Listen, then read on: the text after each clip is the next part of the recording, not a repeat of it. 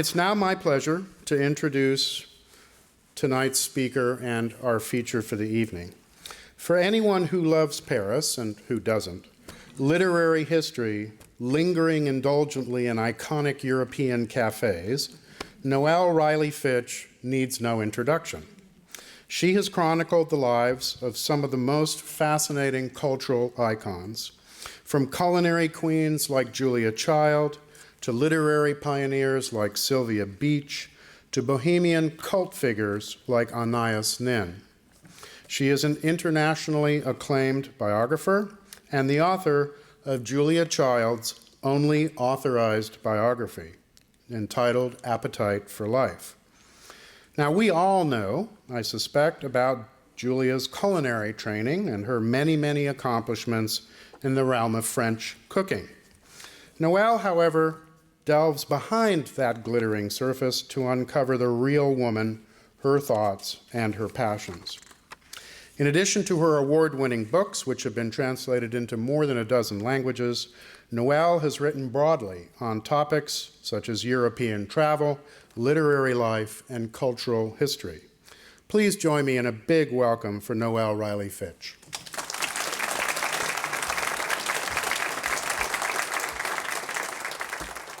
Bon appétit, everyone. Bon appétit.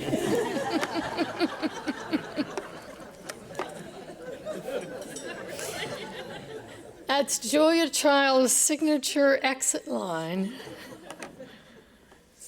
signing off each of her about 250 WGBH programs as the French chef.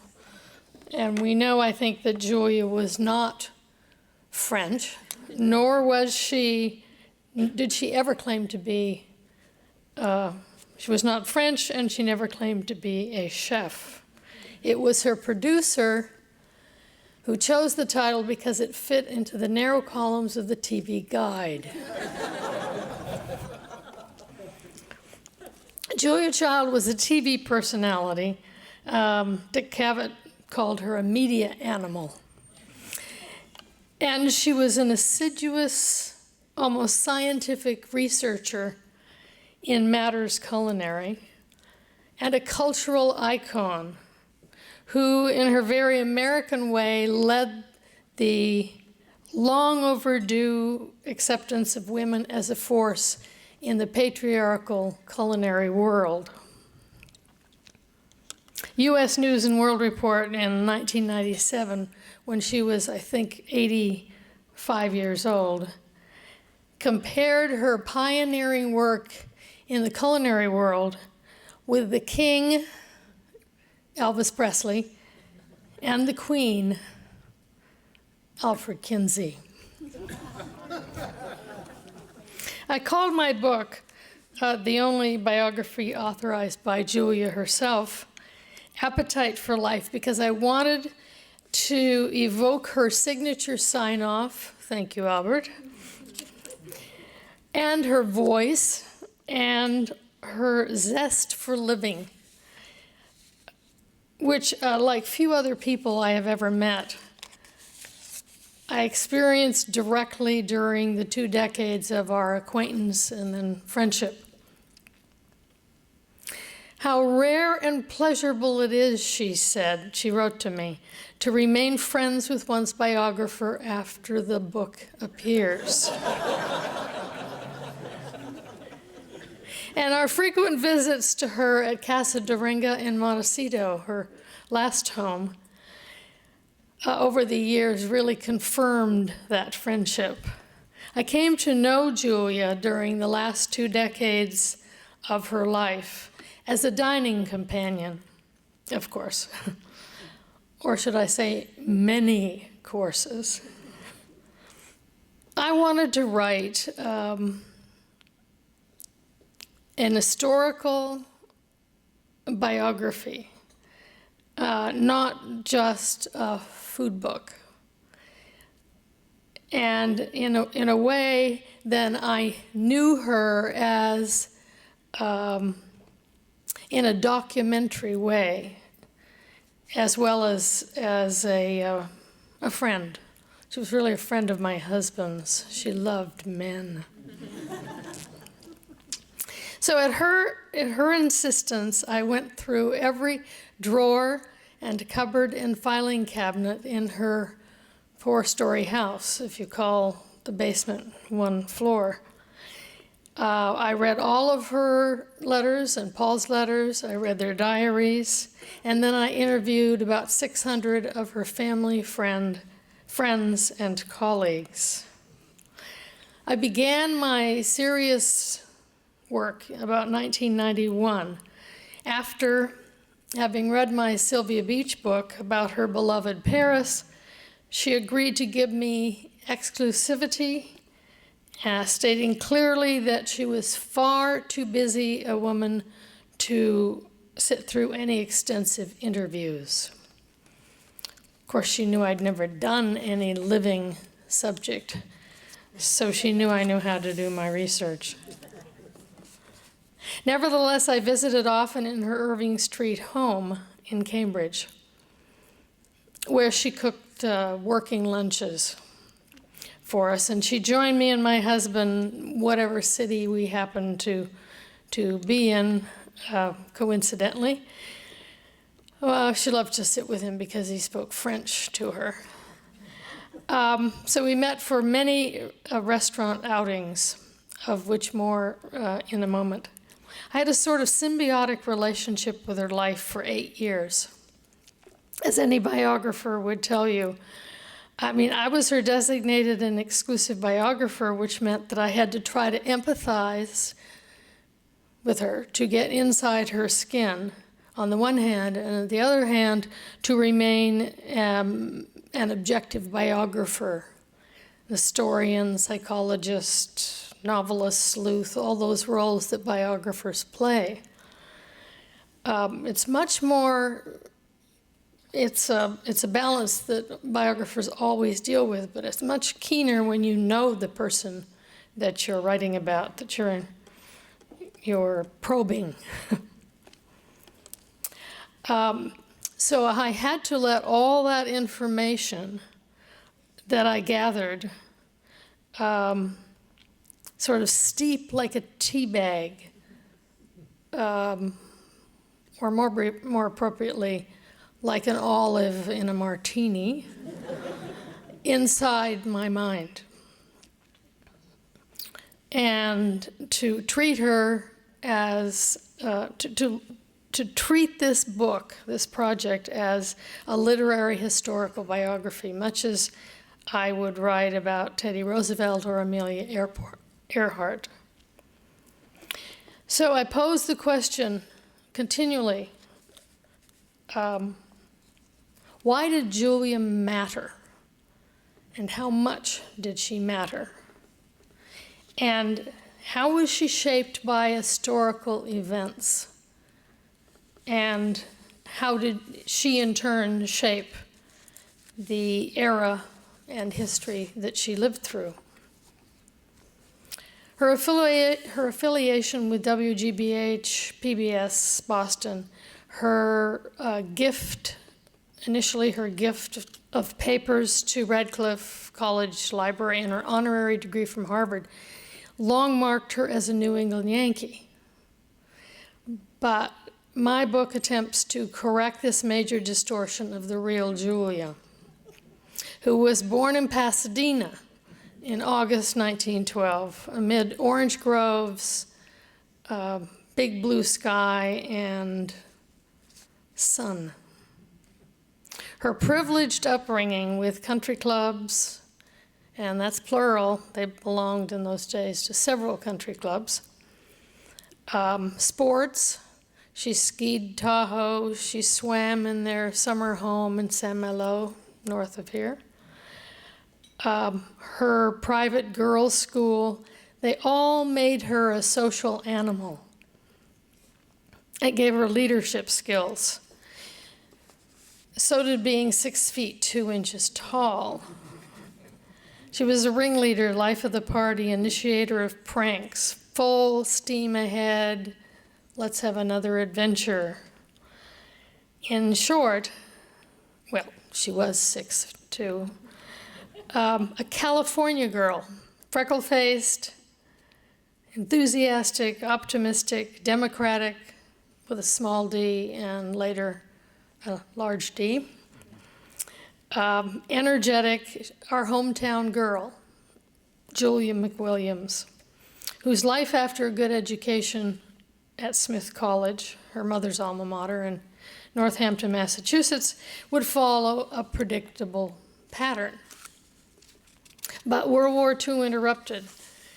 Her country club coterie had volunteered for service. Most of the guys went in the Navy. And Julia signed up with the OSS. She just flew on her own to Washington and got the best job she could. So she was working for the OSS, our first secret intelligence service at the time. It didn't morph into the CIA until after the war. And then she volunteered for service overseas.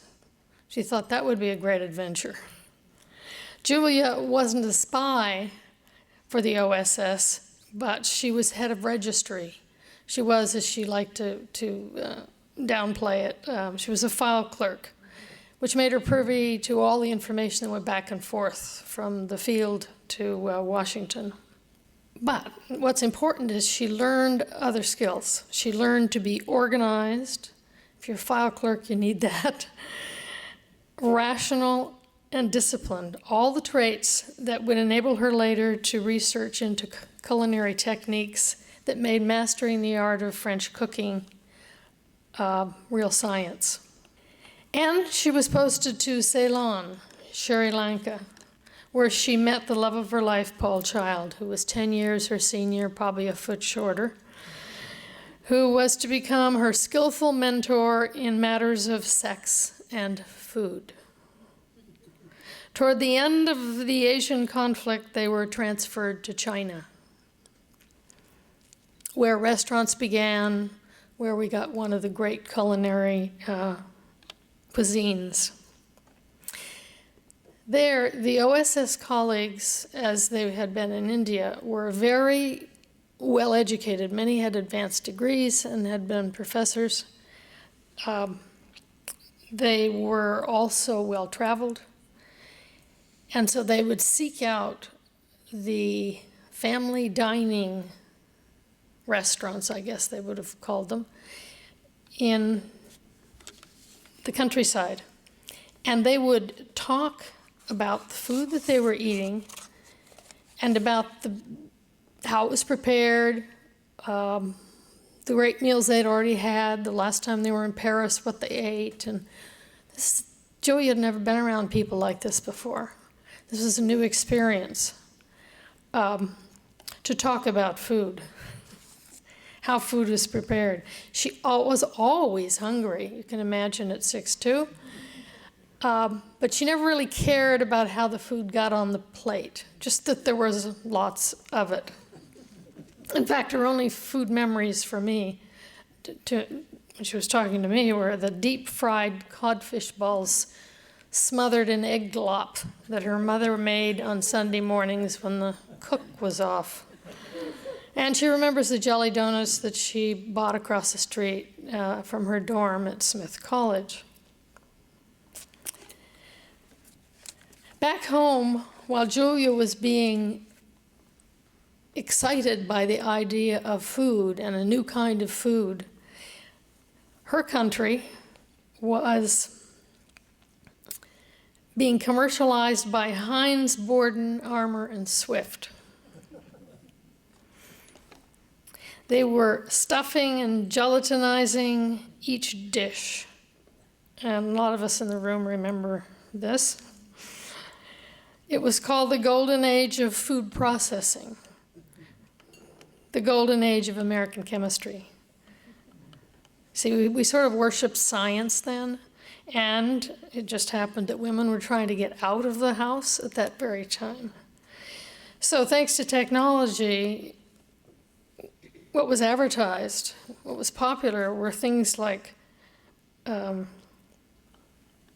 heat and serve, Jiffy Mix, the 10-minute meal, quick and easy. The Canover Cookbook. That's the cookbook that sold more than any other. It was written by Poppy Cannon, who was the editor of House Beautiful and then Ladies' Home Journal, or as Ezra Pound liked to call it Ladies' Home Urinal. And she appeared on CBS every week. She's been called, rightfully so, the queen of molded Jell-O, frozen food, and canned soup. But Paul was interested in food, and Julia in Paul. So her work in Kunming, China really awakened her taste buds and her desires. The storms of war aroused her, also her really gutsy endurance. They were surviving leeches and dysentery and a plague that saw hundreds of bodies floating down the river. It was right at the end of the war. Julia's attitude was always, push on ahead. What do we do tomorrow?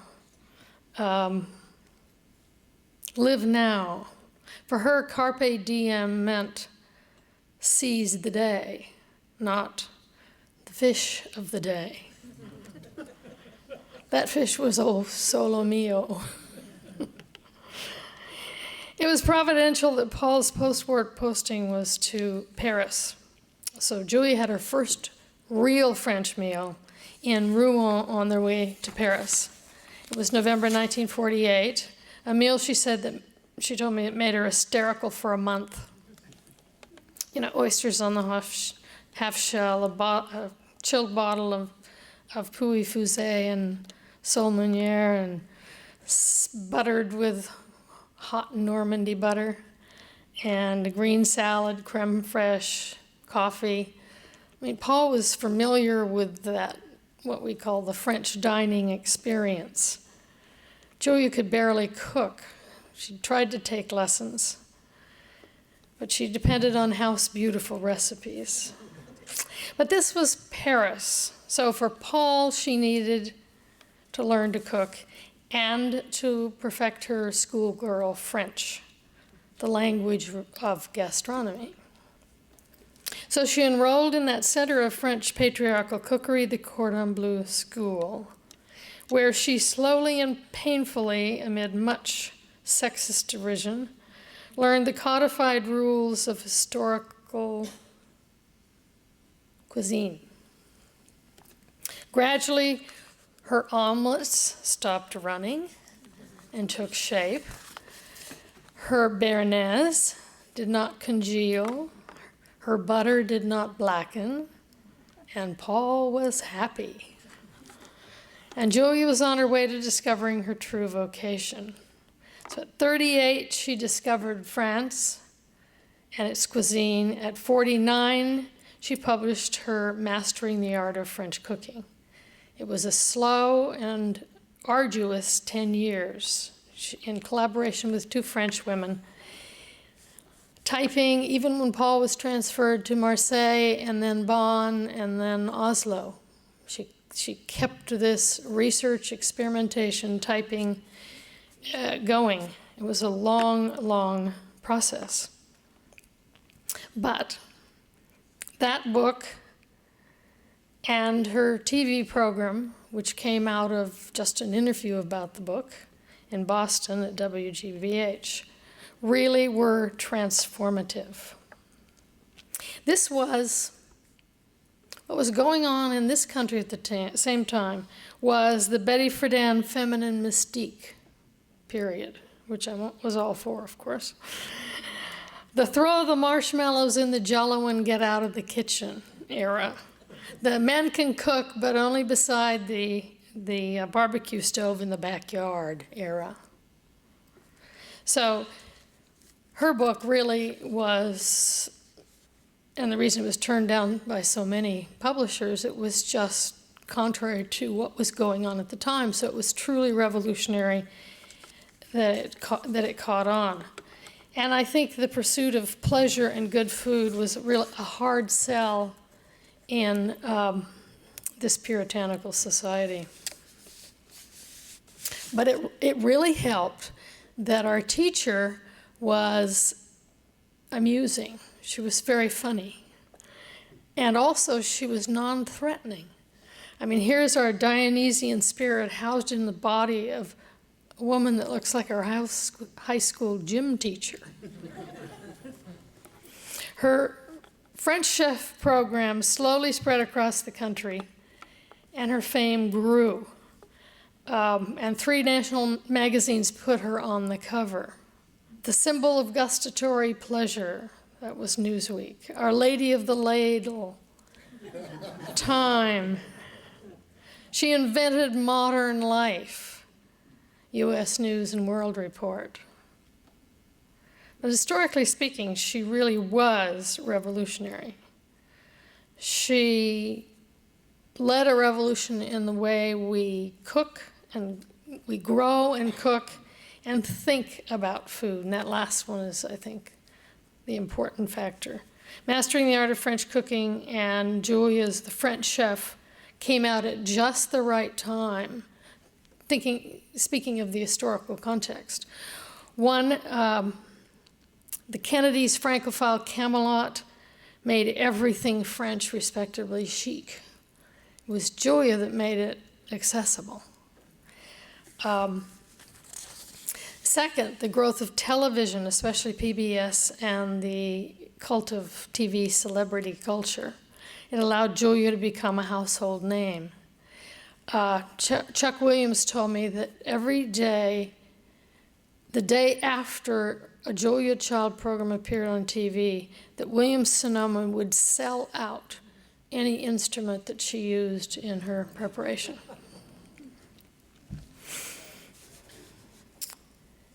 And finally, I think it was the unprecedented prosperity that led to the marketplace responsiveness to her calls for quality and integrity of produce, and above all, her call to her obvious enjoyment of the pleasures of the table.